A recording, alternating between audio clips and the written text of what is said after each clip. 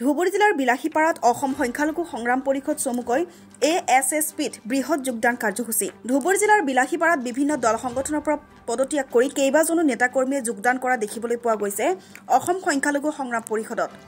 অসম সংখ্যালঘু সংগ্ৰাম পৰিষদৰ কেন্দ্ৰীয় সমিতিৰ সহকাৰী সাধাৰণ সম্পাদক তথা সংগঠনটোৰ ধুবুৰী জিলা আহ্বায়ক সমিতিৰ তত্ত্বাৱধায়ক আব্দুল বাৰেক ফকিৰৰ নেতৃত্বত এই যোগদান কাৰ্যসূচী। যুৱ নেতা আব্দুল বাৰেক ফকিৰে সংখ্যালঘু সংগ্ৰাম পৰিষদৰ যোগদান কৰাৰ পিছৰে পৰাই ধুবুৰী জিলাত ক্ৰমাৎ সংগঠনটোৰ সাংগঠনিক ভেটি অধিক শক্তিশালী হোৱা পৰিলক্ষিত হয়।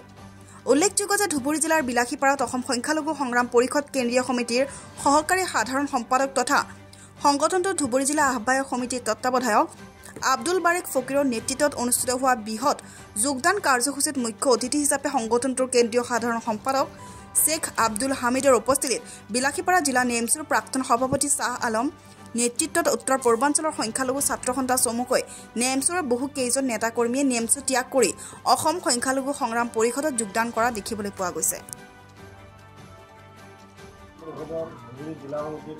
যোগদান কাৰ্যসূচী আছিলে আৰু এই কাৰ্যসূচীত বিভিন্ন সংগঠনৰ পৰা আমাৰ অসম সংখ্যালঘু সংগ্ৰাম পৰিষদৰ ধুবুৰী জিলাৰ সমিতিয়ে যোগদান কৰিছে আৰু এই জিলা সমিতি অনাগত দিনত খুব শক্তিশালীভাৱে কাম কৰিব।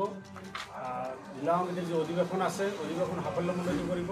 আপোনালোকে দেখিবলৈ পাইছে যে কেৱল ধুবুৰীতে নহয় অসমৰ বিভিন্ন প্ৰান্তত আমাৰ সংখ্যালঘু সংগ্ৰাম পৰিষদৰ কৰ্মৰাজি দেখি সংগ্ৰাম পৰিষদৰ সন্মানীয় সভাপতি মহম্মদ আলী খলিফা সাহেবৰ নেতৃত্বৰ প্ৰতি আকৰ্ষিত হৈ বিভিন্ন জিলাতে আমাৰ সংগ্ৰাম পৰিষদত যুৱচামে যোগদান কৰি আছে, যাতে সংখ্যালঘু সম্প্ৰদায়ৰ যি সমস্যা আছে, জ্বলন্ত সমস্যা আছে, সেই সমস্যাখিনি কেনেকৈ আমি সমাধান কৰাৰ কাৰণে আমি চৰকাৰক চাপ দিব পাৰোঁ, কেনেকৈ আমাৰ অধিকাৰ স্বাধিকাৰ আদায় কৰিব পাৰোঁ, এই উদ্দেশ্যৰে বিভিন্ন জিলাতেই কিন্তু আমাৰ সংখ্যালঘু সংগ্ৰাম পৰিষদত যুৱচামে যোগদান কৰি আছে। আৰু আমিও অসমৰ বিভিন্ন প্ৰান্তত যোগদান কৰাই আমি অনাগত দিনত কেনেকৈ আমাৰ অধিকাৰ স্বাধিকাৰ আমি সাব্যস্ত কৰিব পাৰোঁ, কেনেকৈ আমি গণতান্ত্ৰিকভাৱে শক্তিশালীভাৱে আন্দোলন কৰি আমাৰ যিখিনি সমস্যা আছে সেইখিনি সমাধান কৰাৰ কাৰণে আমি চেষ্টা অব্যাহত ৰাখিছোঁ।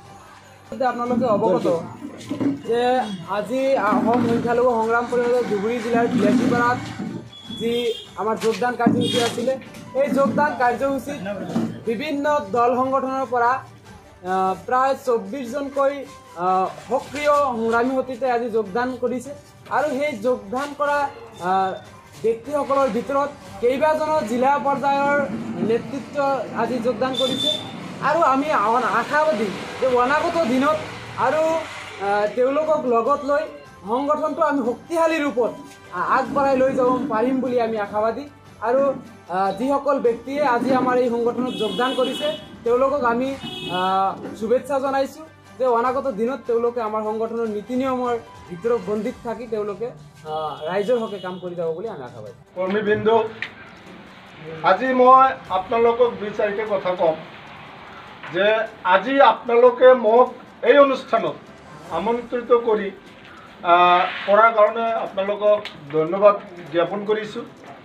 আৰু আপোনালোকে কিয় এখন অৰাজনৈতিক সংগঠন কৰিব আহিছে এই বিষয়ে মই আপোনালোকক 2-4টা কথা ক'ম। যে আপোনালোকে জানে যে ইয়াত কোনো ধৰণৰ লাভালাভ নাই, এইটো কোনো পলিটিক্স পাৰ্টি নহয়, এইটো এটা অৰাজনৈতিক সংগঠন। এইটো কেতিয়াবা কিবা সমস্যা হ'লে সংখ্যালঘু বুলিলেই যে আমি অকল মুছলমান মানুহ সেইখিনি নহয়, ইয়াত 7টা জনগোষ্ঠী আছে।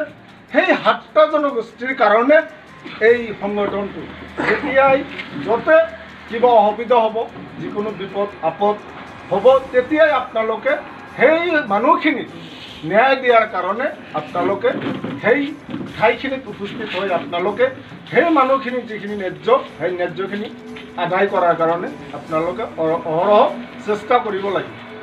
তেতিয়া এই আজিৰ যিটো এক্টিভিটিছ, আজিৰ যিটো লক্ষ্য, সেই লক্ষ্যৰ ওপৰত আপোনালোকৰ ভৱিষ্যত নাই। আমি অসম সংখ্যালঘু সংগ্ৰাম পৰিষদ ধুবুৰী জিলাত আটাইতকৈ শক্তিশালী ৰূপে আমি গঢ়ি তুলিবলৈ আশা কৰোঁ। আমি সকলোকে অনুৰোধ জনাম যে আপোনালোকে সকলোৱে সহায় সহযোগ কৰিব আৰু আমি অসম সংখ্যালঘু সংগ্ৰাম পৰিষদ যাতে শক্তিশালী কৰিব পাৰোঁ আৰু অসমৰ ৰাইজৰ লগত আমি কাম কৰিব পাৰোঁ, এইখিনি কৰিব